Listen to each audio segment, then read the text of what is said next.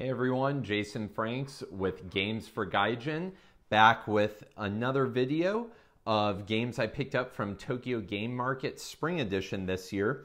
The game I want to talk about today is called Happiest Town. This is going to be a real quick video because this is a great little quick filler game. I'm a big fan of gateway games and trying to get people into board games that wouldn't normally play. And if you're looking for a gateway game for the engine builder mechanic, I don't think you can do better than Happiest Town. This game will definitely appeal to anybody who likes Machi Koro, but maybe wants a slightly smaller, more travel size, easier to digest version. That's Happiest Town. It plays 2 to 4 players, takes 5 minutes to teach, and around 15 minutes to play a full game. So it's very quick, very compact. Another thing I really like about this game is that it was designed by a father-daughter combo. So the designer is listed as Sato family, but it was actually designed by Toshiki Sato and his daughter. You might have heard this one mentioned during the Eric Martin's Board Game Geek news coverage of Tokyo Game Market. So let's open this up and take a quick look at Happiest Town. Okay, so here's everything inside Happiest Town.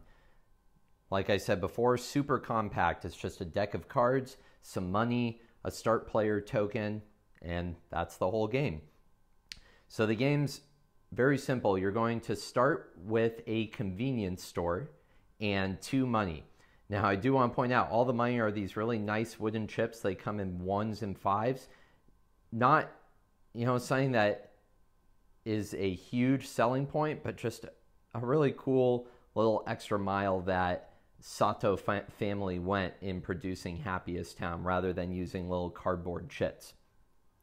So the point of this game is to end up with the happiest town, where happiness is measured by multiplying population, the little green person symbol, and happiness, which is the 2 heart symbols. So the more happy people you have, the happier your town is.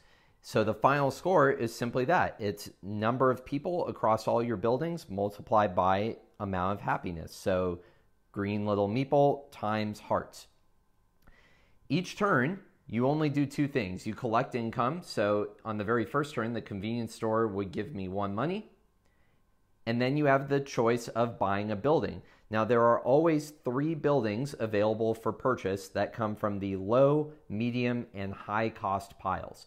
You have the choice to discard as many of the 3 buildings available as you want and then replace them with any 3 from these 3 piles. So early game, typically people will replace some number of these 3 initial and replace them with the same number of low-cost buildings in order to make sure that they have enough money to buy a new one.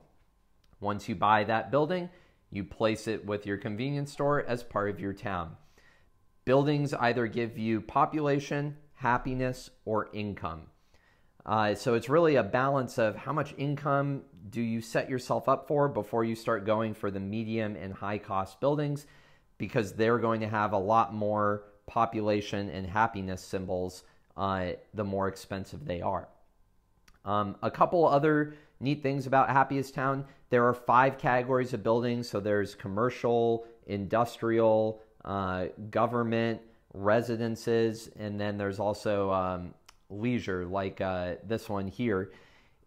You can earn these infrastructure bonus cards by meeting the requirements listed at the top. So each game of Happiest Town will utilize 3 of these 4 infrastructure cards. You can only earn 1 infrastructure card in a game, and they all have requirements based on the types of buildings. So for example, the harbor needs 1 industrial, 1 commercial, and 1 government building in your town. As soon as you meet those requirements, you instantly gain the harbor, and that is your 1 infrastructure card for the game. So if you're playing with 4 players, there's going to be a lot of competition for these infrastructure cards, because at least 1 person will not be able to earn 1 of these bonus cards.